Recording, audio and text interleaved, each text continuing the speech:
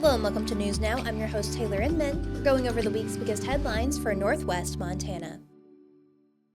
The small plane consumed by flames at the Kalispell City Airport on Monday afternoon experienced engine trouble prior to crashing into several parked aircraft, according to federal authorities. While the wreck sent black smoke billowing up over South Kalispell, the pilot and 3 other people aboard the plane walked away from the crash, which occurred about 2:08 p.m. on August 11th. 2 of the people aboard suffered what city officials described as minor injuries and received treatment at the municipal airfield. Officials said crews from several nearby fire departments had the ensuing blaze under control within the hour. In an update on Monday evening, Kalispell Police Chief Jordan Venezio said an initial investigation indicated that the pilot lost control before crashing and colliding with several parked airplanes.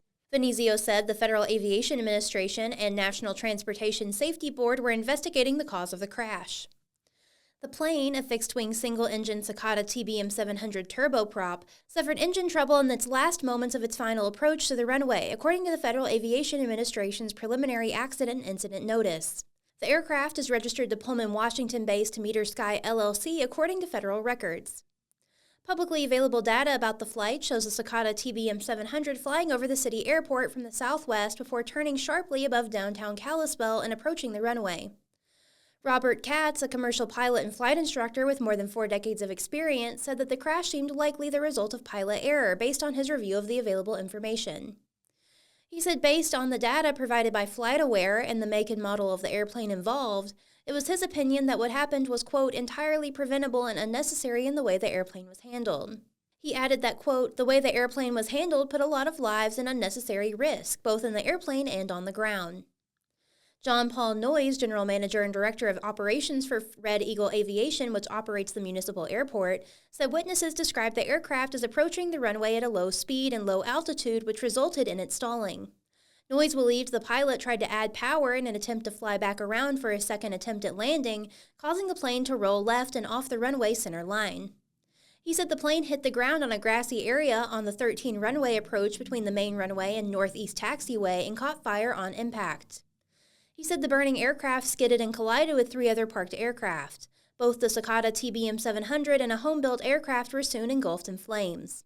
3 other planes suffered damages. Noyes said Red Eagle personnel were running toward the burning plane with firefighting equipment almost immediately. He credited them with preventing any other aircraft from going up in flames. He thanked first responders, to include area fire departments, the Kalispell Police Department, and Flathead County Sheriff's Office for their quick response.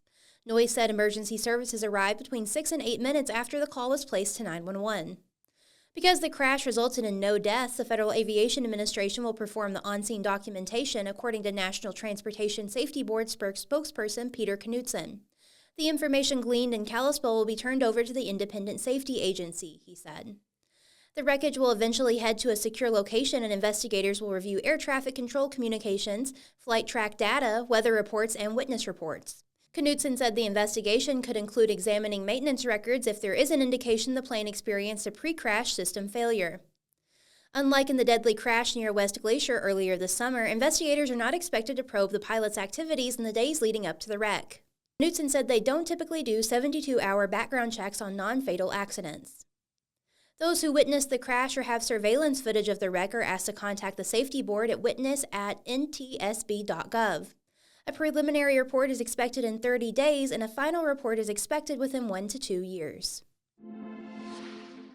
A separate crash that claimed the life of a pilot in West Glacier on Tuesday occurred after the right wing of the plane clipped a tree, according to the Federal Aviation Administration.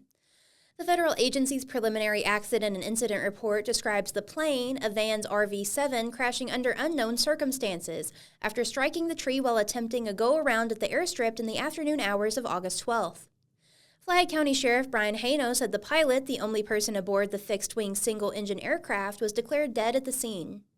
Haino said emergency responders found the plane upside down at the end of the runway. Authorities have not released the identity of the pilot. The aircraft is registered to Minden, Nevada-based Nevada Flyboys LLP, according to federal aviation records. The plane departed from Kalispell City Airport, according to FlightAware. The RV-7 is a kit aircraft described by its manufacturer, Vans Aircraft, as an all-around sport airplane. The aircraft can typically hold 2 pilots, 100 pounds of luggage, and full tanks at 42 gallons, according to the manufacturer. Kit-built aircraft are assembled not in factory but by the individual who purchased it. Tuesday's wreck marks the second fatal plane crash at Ryan Field this summer. 2 Washington men died after their single-engine plane ran off the runway on July 26th. National Transportation Safety Board spokesperson Peter Knudsen said the independent federal agency had dispatched personnel to Ryan Field to investigate Tuesday's crash. In fatal plane crashes, investigators will inspect the aircraft at the scene before moving the wreckage to a secure facility. An investigation typically involves 3 focuses: the pilot, aircraft, and the operating environment. Investigators review air traffic control communications, flight track data, weather reports, witness statements, and aircraft maintenance records. Because the crash resulted in the pilot's death, Knudsen said investigators will conduct a 72-hour background check on that individual. A preliminary report is typically available within 30 days, but a final report could take 1 to 2 years to produce. A man suspected in a shooting at a Montana bar that left 4 people dead and prompted a neighborhood lockdown was captured on August 8th after a week-long search, according to authorities. 45-year-old Michael Paul Brown was taken into custody around 2 p.m. near the area where authorities had focused their search in the days following the August 1st shooting at the Owl Bar in Anaconda, about 100 miles from Missoula. Authorities said that Brown had been placed under arrest without providing more details about where he was found. Governor Greg Gianforte confirmed Brown's capture on social media Friday afternoon, saying it was an incredible response from law enforcement officers across the state. Montana authorities have not said what sparked last week's shooting, which killed a female bartender and 3 patrons. They were identified as 64-year-old Nancy Loretta Kelly, 59-year-old Daniel Edwin Bailey, 70-year-old David Allen Leach, and 74-year-old Tony Wayne Palm. Brown's niece, Claire Boyle, said Kelly worked as an oncology nurse before becoming a bartender to fill free time in her retirement, and that she was a close family friend who helped Brown's mother when she was sick.